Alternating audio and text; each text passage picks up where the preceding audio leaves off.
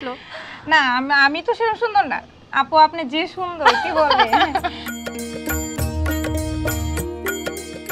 পেঁয়াজটা কিন্তু ভাবে লাল লাল হয়ে গেছে, তাই না? জিরে দিয়ে দিলাম। এখন মাংসটা দিয়ে দিব। আচ্ছা ঠিক আছে।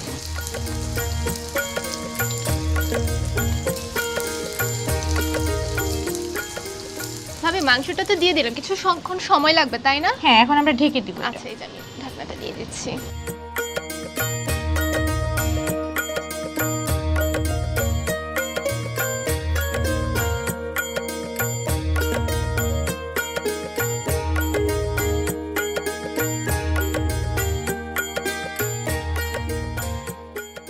আপু আমাদের এখন ঝোল দেওয়ার সময় হয়ে গেছে। আচ্ছা একটু দেখি মাংসটা।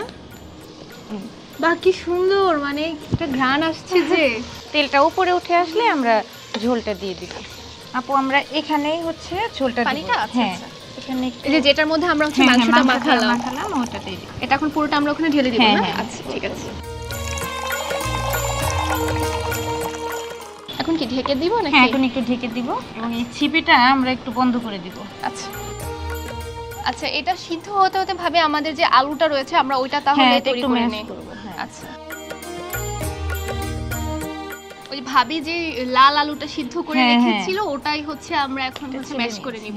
দর্শক আপনারা যদি এই তমা ভাবির যে আমাদের আজকে গরু মাংসের আলুর ঘাটি করে খাওয়াচ্ছে এটা যদি আপনারা নিজেরাও হচ্ছে বাড়িতে ট্রাই করেন তাহলে কিন্তু আমাদেরকে অবশ্যই আমাদের দীপ্ত টিভির যে চুলার পার প্রোগ্রামের যে কমেন্ট বক্স আছে সেখানে অবশ্যই জানাবেন।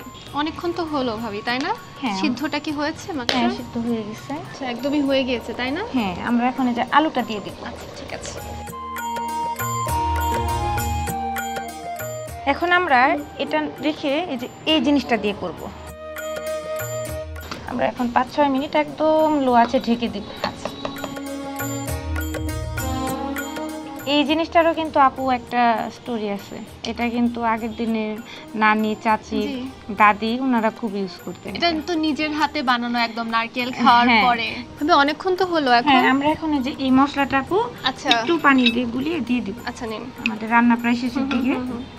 এটা হচ্ছে ভাজনা বলে, অনেকে ছাক বলে। আচ্ছা আচ্ছা, আমরা একটু পানি দিয়ে দিই। ও আচ্ছা, পানির সাথে মিক্স করতে হবে?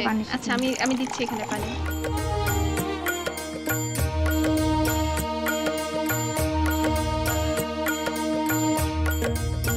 শেষ?